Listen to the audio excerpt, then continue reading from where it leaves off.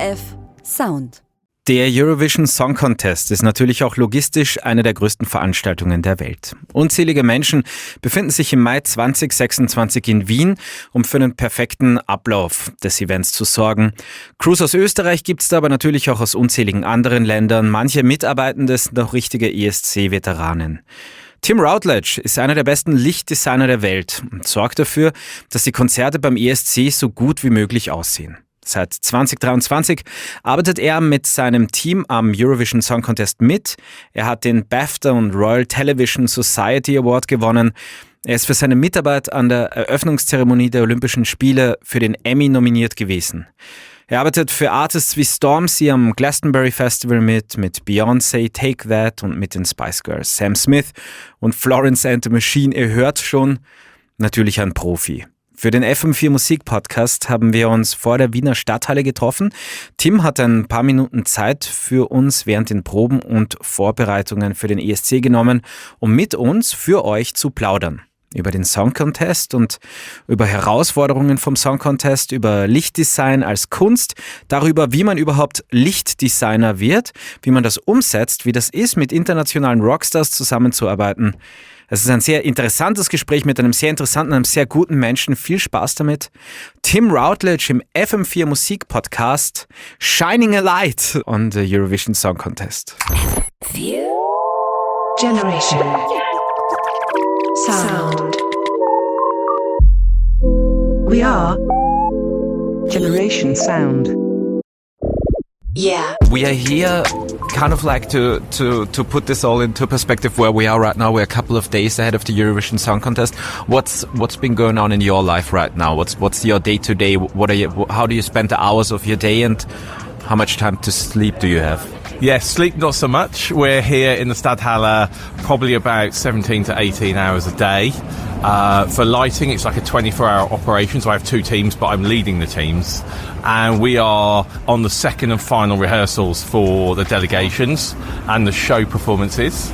And it's that fine time where the delegations get their last chance to talk about their performances, and we're into looking at every single camera shot in minute detail to make it as perfect as we possibly can. So it's the in-depth part of the process. So I try to imagine what it actually is like, and what the day-to-day work would actually be like. And in my mind, I imagine it that like every artist that performs has like their own unique thing. So you need to adapt everything specifically for every. But that's nearly impossible to do, right? That must be. There's so much to remember and so much to organize.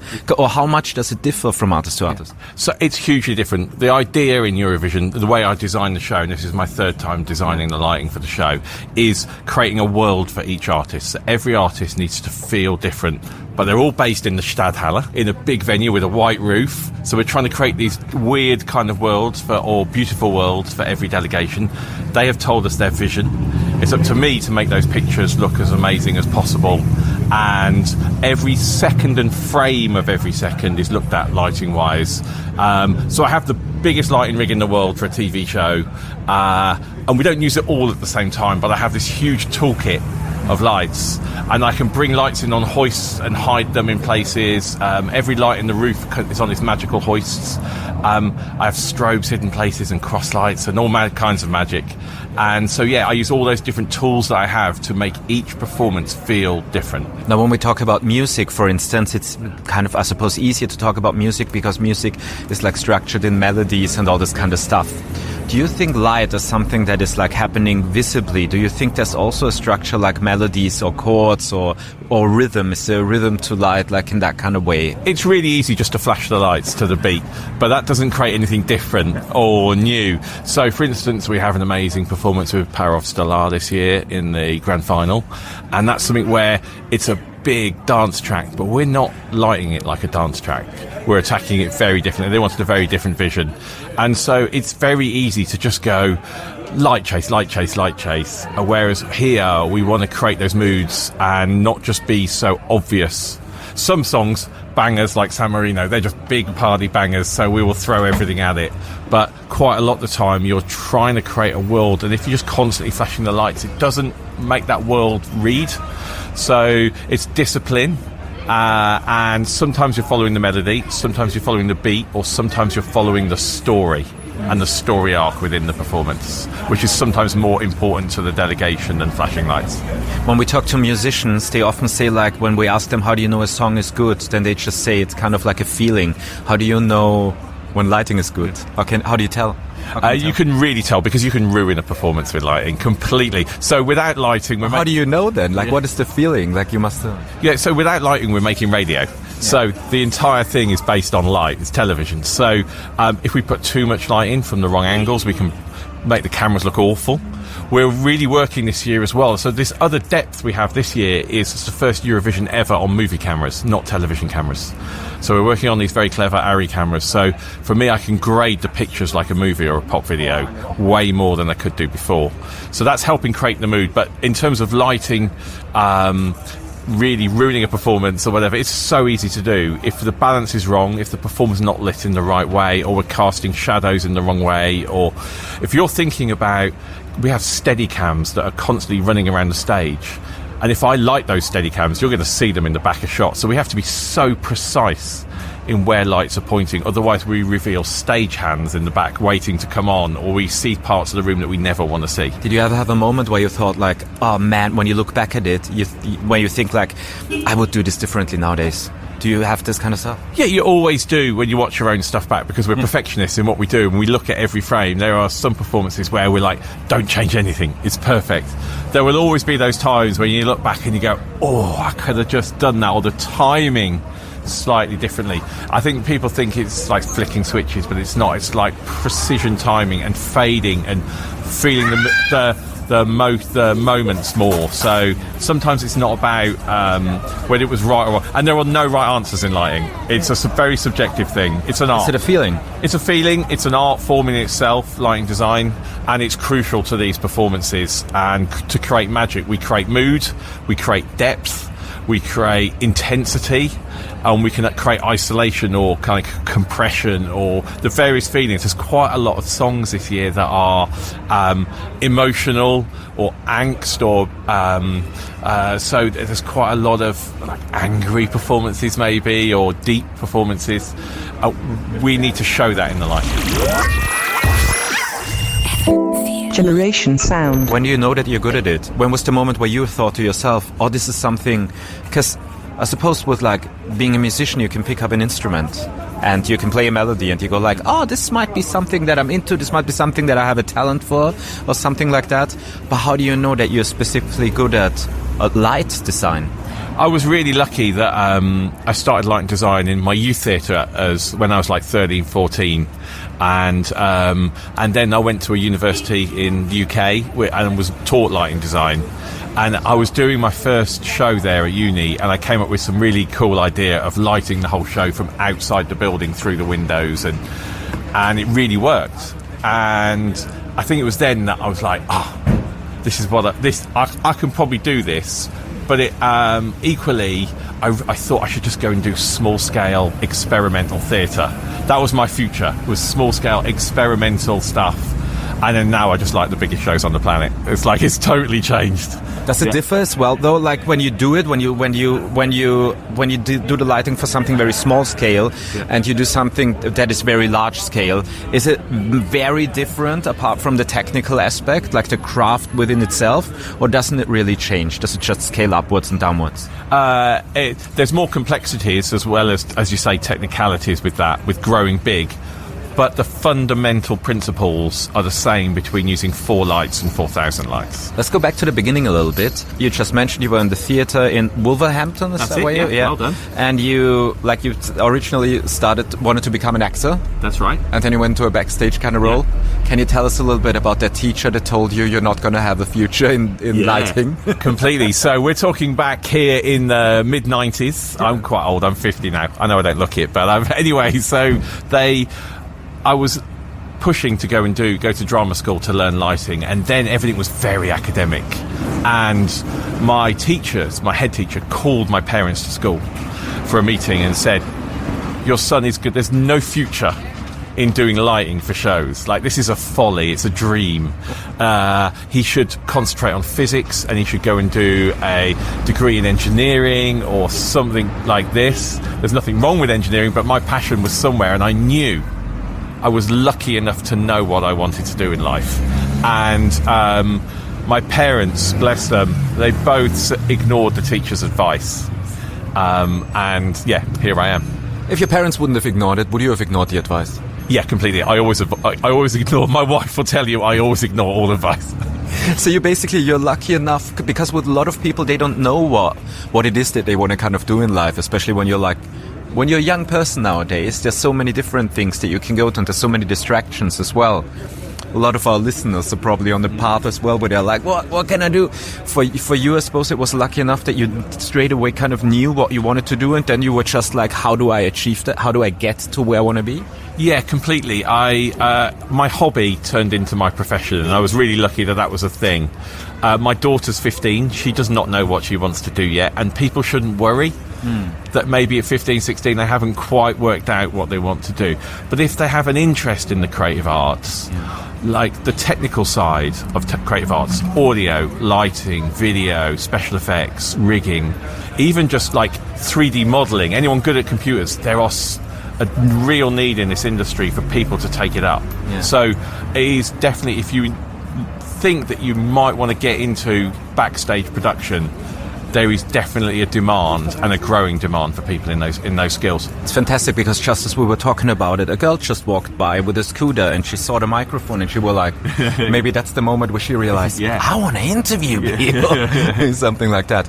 You've produced like many like gigantic kind of shows. You've produced like a Glastonbury headline show for, was it Stormzy? For Stormzy, yeah. You've done like Beyonce's tour, Spice Girls Take That, television productions, of course the Eurovision Song Contest as well, all this kind of stuff.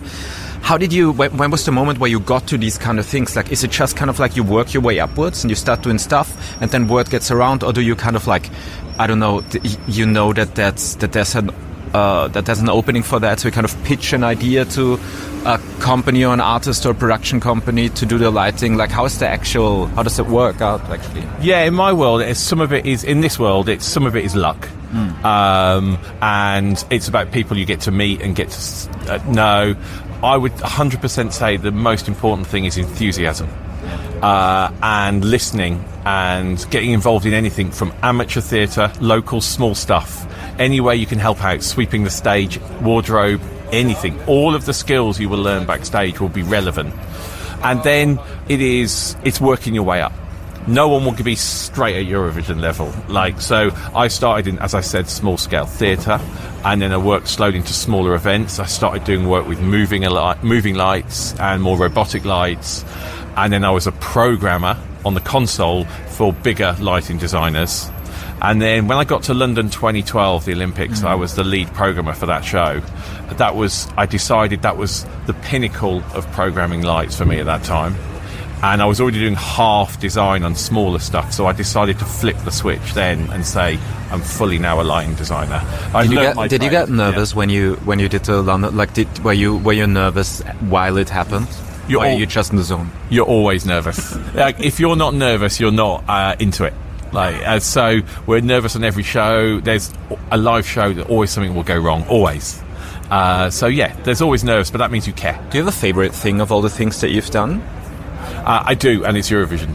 Oh, really? Yeah, it is. Why is it Eurovision? Is it because it's so many different kind of things? Like, you need to be really, really good at many different things or something? Yeah, and it's a combination of everything. I love making television and I love making live music. So I'm very lucky that I work in both of those worlds, and Eurovision is the perfect combination of concert and television production. So both my kind of skill sets align. And when I was like 7 or 8, I used to love this show so much. And I always said, I want to do Eurovision. Like, I've said it my whole career. And then when it came to Liverpool in 2023 in the UK, that was my maybe. This is the chance. I had a slight possibility of doing the year a couple of years ago, and I was asked to pitch for one, but I'd just taken on the Spice Girls tour and it clashed with my diary. So Liverpool was the perfect where the stars aligned. But yeah, for me, it's the happiest place of creating a show. When you then walk into a venue like the Stadthalle or something like that, do you walk in there, do you look around, do you kind of like take in the space? Because I suppose, depending on, because lights, is depending on the space that you have and this kind of stuff? Is that like, do you try to get a feeling for the space first or something? Or is that like too esoterically thought by me or something like that? No, not. When you're shooting TV like this, we're shooting 360 degrees in the room, so the space is crucial. There are technical things we think about in the space, such as can we hang enough equipment, but the actual space itself, if I give two comparisons, Basel last year, much smaller venue, but the whole venue was black and it was clean looking. So it's a perfect canvas, and on camera things don't look small. Like venues always look fairly big. Here, this is the hardest venue. Yeah. The Wiener Stadthalle, it has a white roof. It's the one thing any lighting person would not want. And we tried to change it, and we talked through so many ways, but just the cost and the technicalities of doing that, because light travels. Yeah. I have all these floor lights, and if it hits this white ceiling and then bounces around the room, so you can't control the light in this space, and it's always present. When we go dark in the room, you still kind of see this grey, because the white never disappears. So we only have to turn one light on and you see this white ceiling. So for me, the Stadthalle has been like the hardest venue we've done for Eurovision. You truly are a perfectionist, because I've probably been to 1,000 concerts within this venue. I've never noticed that the ceiling is white. If you would have asked me, I would have said, oh yeah, it's black, of course. Yeah, it must be dark. It's always dark in that room, it must be dark. Yeah, no, it's shiny white plastic. So, and that's like the first thing I walked in and went, oh, damn. And we tried. There just was no real feasible solution apart from painting the whole thing. But it's I think it's to do with the architect and the history of the building and all that kind of thing. So there was no chance. So what do you do then? We just have to respond to it. So sometimes we may light it in a colour. We might frame it out of shots where possible. We have to just accept it's there. And it has affected how we're doing things, but every show has its restrictions. So the Basel venue last year had no weight loading in the roof, so we had to hang everything on like big legs, big trusses that were supported on the floor. But that then created something amazing, because if you remember back to last year, there was this big three-dimensional video frame, and that was hiding the structure holding the roof up. Oh, I see. So that's whole reason to be was a restriction on the design turned into something beautiful. That's really cool, though, because sometimes, like, within limitations, it forces us to be more creative. It does. Yeah, so, I mean, there's a really good case in that where we did the Florence and the Machine tour a few years back. The brief was don't use anything other than warm white, rosy pink, peach colours. All very pale, never cold, always on the warm spectrum, but never deep colour. And sometimes you think, crikey, I've got to do like a 2-hour show with a very limited palette. And then I saw her wardrobe, and it was full of all of those colours in a big flight case of clothes. And actually that turned into a great show, because the restriction meant us lean into other things and not worrying about let's do a red or a green or a purple song. It was like, this is the style of this show and we never leave this world. How involved are the artists in general with the light? Like when you go on tour with bands, like with massive bands, how involved are they themselves into the lighting itself? Or is it really like in that way that you have like a briefing, like you said, and then you come up with a couple of things that are possible within those realms, and then you kind of like show it to them and they decide one of them? Or how does that all work? It's very artist dependent. Some artists are so focused on every little thing, and other artists trust you and then will give you small notes, and there are other artists just let you do what you want. So it's very much artist dependent on how deep into creativity they are or what their team are like around them. What I always wondered, just another quick question, because I've always been wondering about that at festivals and at open air venues. Is that extra difficult for lighting? Because it's kind of like the light just travels away, right? So you have to like, you don't have a limitation. I mean, it must be the most horrible thing when it's daytime, then it must be really extremely difficult. But like, how is it in that, like a Glastonbury setting or something like that? How do you control the light in a space where there's actually no walls that it can stop at? Yeah, I mean, it's not about the light escaping. It's more about, yes, it's daylight for most of the day on a big festival. Then you have the magic hour where it's sunset and things are a bit different. The light colour shifts of daylight shifts to orangey tones, and then it's black. So you have this weird transition we call the magic hour in festivals, and sometimes it could be the sun is setting into the stage. So if the sun sets into the stage, forget it, because the artist can't see a thing. The sun is horizontal to their face, and then the stage is just washed with sunlight. But equally, what I don't people realise is that on a festival, every act that goes on that stage brings their own lighting designer. So on a big, like Glastonbury or whatever, the big European festivals, every major artist has their own team arrive. So there's a house team that have prepared it, but you have your own stuff that you bring, and then you operate it yourself. So you're on a summer, you're going from festival to festival with your artists, sometimes 3 or 4 festivals a weekend, trying to make a show out of what's there in every city. So it's tricky. The festival season is cool, but it's a ton of work. Generation sound. Looking to the future, what's something that you would still like to do? I mean, you've basically done it all in that kind of way, right? Yeah. Is there still like things where you go like, oh, check, that would be a check. You could go to space. Yeah. I mean, I've done Olympics, Eurovisions, concerts for most artists. But I think for me, the number one thing as I progress in my career is actually just working with good people. So it's doing stuff that excites me. So it's not necessarily about scale. I would love to maybe go back and do a West End show. Cool. Something completely different. I trained in theatre and maybe go back to that space. But yeah, for me, it's about the teams and the collaboration and doing things differently than necessarily going bigger. All right, let's say it's next week. The Eurovision Song Contest is over. What's the first thing you're going to do when it's done? I go straight to rehearsals for Take That's new stadium tour. Straight away. When are you going to take a vacation? A few weeks after that, and half of my team go to Lewis Capaldi rehearsals, and I go straight to Take That rehearsal. So we are straight into the next job. Awesome. Yeah. Well, enjoy. Thank you so much. Thank you so much for taking your time. No worries. Happy to help. Cheers. Generation.